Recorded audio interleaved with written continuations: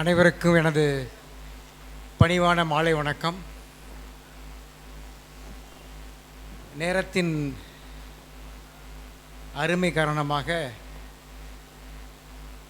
என்னுடைய பேச்சை உடனே நான் தொடங்குகிறேன்.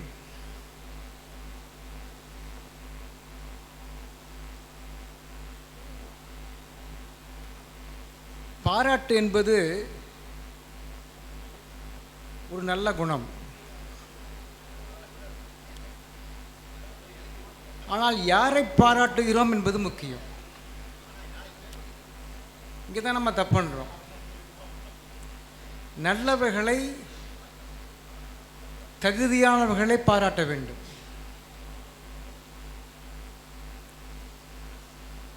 அப்படி பாராட்டுகின்ற பொழுது அது அவர்களை ஊக்கப்படுத்தும். அதை பார்த்து மற்றவர்கள் அதேபோல் நாமும் இருக்க வேண்டும் என்று அந்த நல்ல காரியத்திலே ஈடுபடுவார்கள்.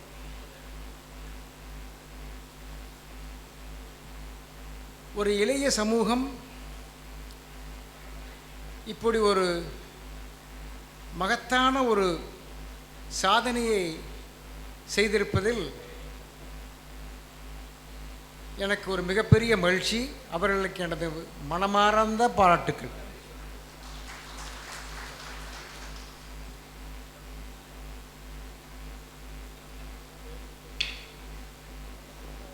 இந்த விழாவில் என்னை கௌரவித்த பொழுது எனக்கு ஒரு ஆளுரிய மாலையை இந்த ஆலத்தூர் மக்கள் சார்பாக அளித்தார்கள். அது அவருடைய அன்பின் மிகுதியை காட்டுகிறது.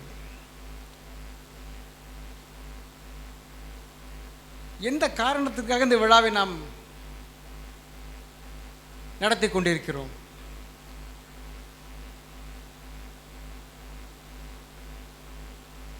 இருநூறு கிழங்களை வெட்டியிருக்கிறார்கள்.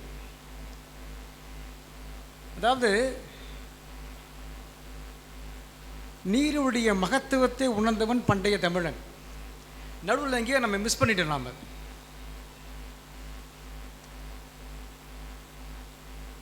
மனிதனுடைய வரலாறு நீரை ஒற்றியே அமையும். இந்தியா எடுத்துன்னா சிந்து சமய நாகரிகத்தில் இருந்து இங்கே இருக்கின்ற கொடுமணல் வரை, இந்த மாவட்டம் வரை மனிதனுடைய வாழ்க்கை நீரை ஒட்டியே இருக்கின்றது. ஆனால் அந்த நீரினுடைய மகத்துவத்தை நாம் அறியாமல் அதை அழிக்க தொடங்கிவிட்டோம். அதான் இப்போ நான் கஷ்டப்படுறோம். புகழேந்தி சொன்னார், பாட்டிலில் வாட்டரை குடிக்கிறேன். ஆற்றுல தண்ணி ஓடுறதை பார்த்துருக்குறோம். அது ஒரு ஜென்ரேஷன். கிணறு ஃபுல்லாக தண்ணி இருந்து கிணத்துல குளிச்சிருக்கிறோம். அது ஒரு ஜென்ரேஷன். பள்ளிக்கு போயிட்டு வந்து அப்படியே விளையாண்டு வந்து அப்படியே அந்த பள்ளியில் இருக்கிற அந்த அந்த பைப்பில் அப்படியே சட்டு ஃபுல்லாக அப்படியே தண்ணி விழுகிற மாதிரி அப்படி தண்ணி குடிச்சிருக்கிறோம். அது ஒரு ஆனந்தமான அனுபவம். இன்றைக்கி இருக்கிற இளைஞருக்கும் குழந்தைகளுக்கு இப்போ தெரியாது. இன்றைக்கி சொன்ன மாதிரி இன்றைக்கி பாட்டிலில் தண்ணி குடிக்கிறோம். நாளையில் அந்த தண்ணியும் இருக்க மாத்திரையாக சாப்பிடுவோம்னு நினைக்கிறேன். இது ஒரு நிதர்சனமான உண்மை. இன்றைய நிலை என்ன? 2 செய்திகள் பார்த்தேன் சமீபத்தில். தினமலர் அதுன்னு நினைக்கிறேன். ஒரு மாதத்துக்கு முன்னாடி ஒரு கிராமத்திலே வசித்து கொண்டிருக்கின்ற கடைசி மனிதன் இறந்து விட்டார்னு. அந்த கிராமத்தில் யாருமே இல்லை, ஏன்னா தண்ணி இல்லை. 2வது செய்தி, சமீப செய்தி, டெல்லியில் வாட்டர் ப்ராப்ளம். அந்த டிவியில் காமிக்கிறான். ஒரு வாட்டர் டேங்கில் தண்ணி வருது. அதன் மேலே 10-15 பேர் ஏறி ஒரே அடிதடி ரகலை. திருப்பி நம்ம வந்து அந்த பாடத்தை கற்றுக்க மறுக்கிறோம்.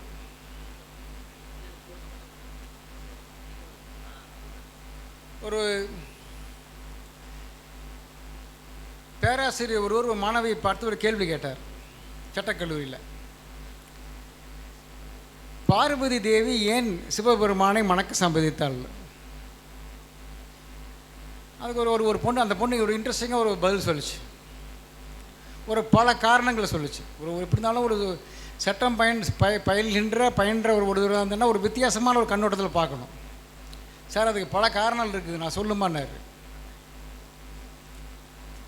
சார் பெஸ்ட்டு ரீசன் சொல்கிறேன். ஃபேமிலி பிரச்சனையே இல்லை சார்.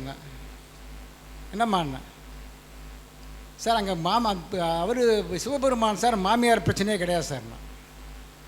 சரி வேறு என்னம்மா பிரச்சனை இல்லை சார்? மெயின்டெனன்ஸ் ஃப்ரீன்னு சார்.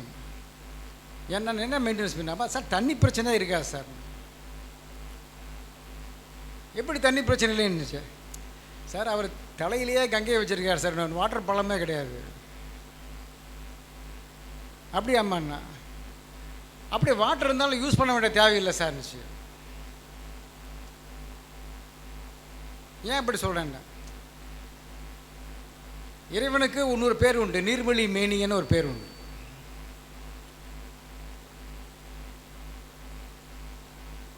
அவிர்ப்பாகத்தை தான் சாப்பிடக்கூடிய இளைஞனுக்கு.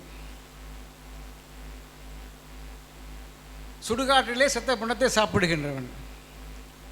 அதனால் என்னம்மான்னாரு, சாப்பிட்னா சமையல் பண்ண வேண்டியதில்லை சார். சமையல் பண்ணல என்ன பிரச்சனை? சமையல் பண்ணால் வாட்டர் ப்ராப்ளம் கிடையாது சார். தண்ணி யூஸ் பண்ண வேண்டியது இருந்துச்சு.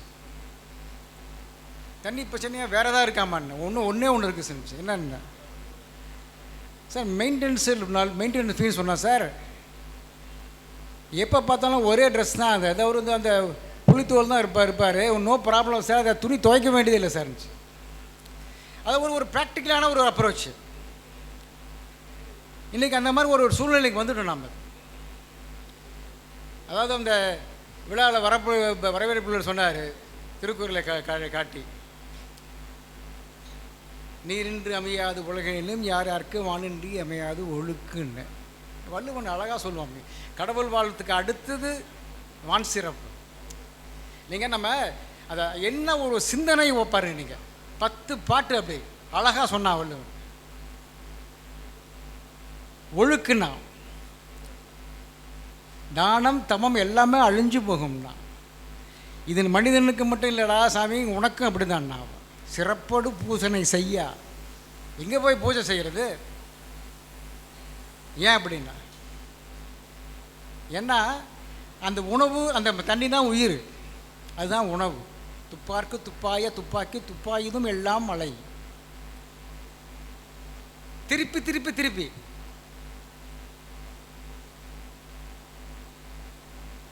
புறநானூற்றில் சொல்லுவான். சொல்கிறான், உணவுன்னா என்னன்னு கேட்குறான் ஒருத்தன். உணவு எனப்படுவது நிலத்தோடு நீர். இன்னும் ஒரு எக்ஸ்பிளனேஷன் பாருங்கள். திருப்பி நம்ம தப்பு பண்ணிகிட்டே இருக்கிறோம். நாம் அழகாக சொன்னார் இவர் சுரேஷ்குமார். ஒரு ஹார்ட்டுக்கு பம்ப் பண்ணுறதுக்கு பிளட்டு வேணும்.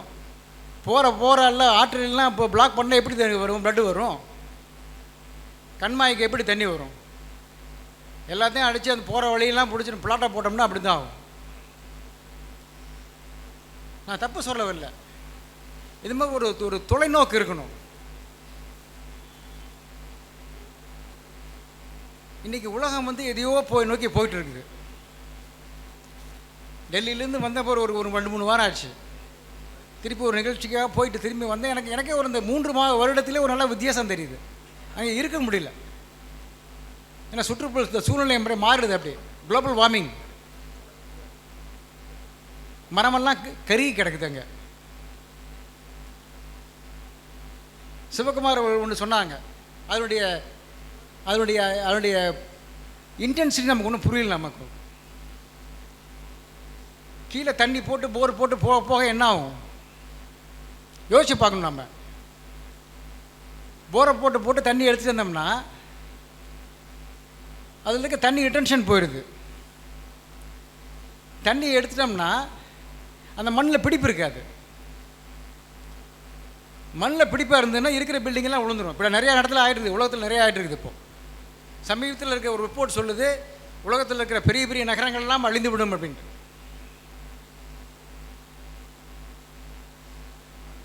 இதுவரைக்கும் உலகத்தில் இருக்கிற அத்தனை உயிரினங்களிலும் அறிவில்லாத ஒரே உயிரினம் மனிதன் தான் சொல்கிறான். ஏன்னா உலகமே நமக்கு நினச்சிட்டு இருக்கிறோம். சின்ன சின்ன விஷயங்கள் நிறைய பேர் எல்லாம் பார்க்குறப்போ மகிழ்ச்சியாக இருக்குது. எல்லாமே வெள்ளை ஷர்ட்டு வெள்ளை வச்சு கட்டிருக்கீங்க. அதை ஃபாலோ பண்ணணும். நம்ம எதுக்காக நம்ம கலர் ஷர்ட்டு போடணும்? நான் எனக்கு என்ன பிரச்சனை வீட்டில் சொன்னால் கேட்க மாட்டாங்க, தான் பிரச்சனை எனக்கு. இது ப்ளீச்சிங்.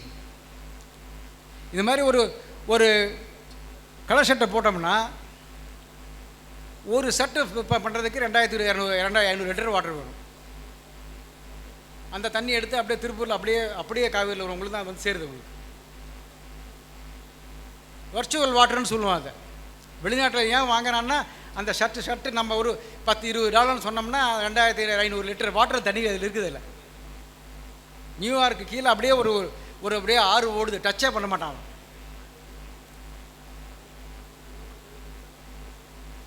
நம்ம நினைக்கிறோம் அந்த பணத்துக்கு தான் முக்கியத்துவம் கொடுக்குறோம். நம்மளுடைய நீராதாரம் இன்றைக்கி நமக்கும் கிடையாது, வருகின்ற சமூகத்துக்கும் அது தேவைங்கிறத மறந்துடுறோம். நம்ம என்னை பொறுத்த வரைக்கும்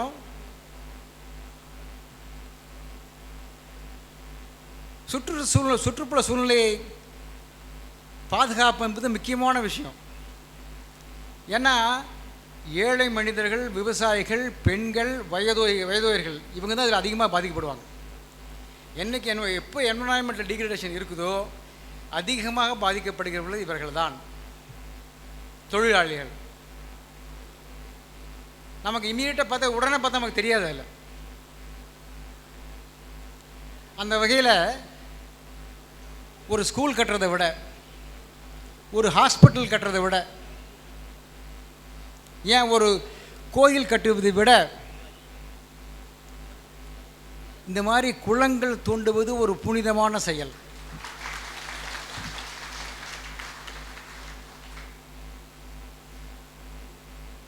இவங்க கைஃபா பண்ணுறது மாதிரி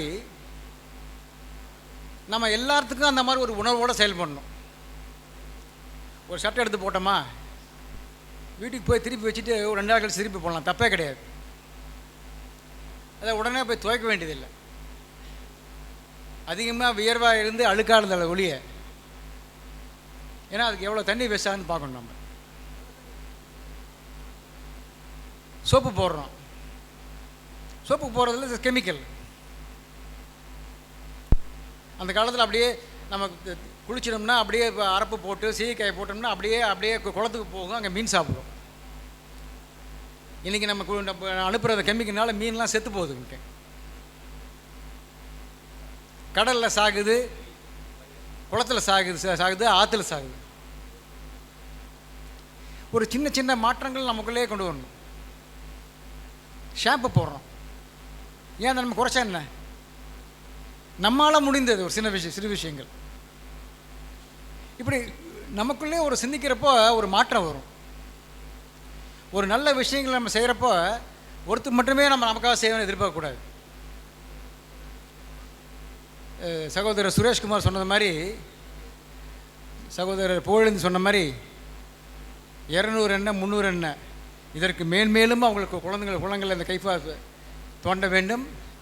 அதுக்கு நான் எப்போ அவங்க ஒரு மைல்கல்லை அவங்க எட்டுறாங்களோ அப்போ எங்களை கூப்பிட்டா நாங்கள் வருவதற்கு தயாராக இருக்கிறோம். முடிந்த உதவிகளை செய்வோம் என்று கூறி அவர்களுக்கு மேலும் என்னுடைய வாழ்த்துக்களை தெரிவித்து விடைபெறுகிறேன். நன்றி, வணக்கம்.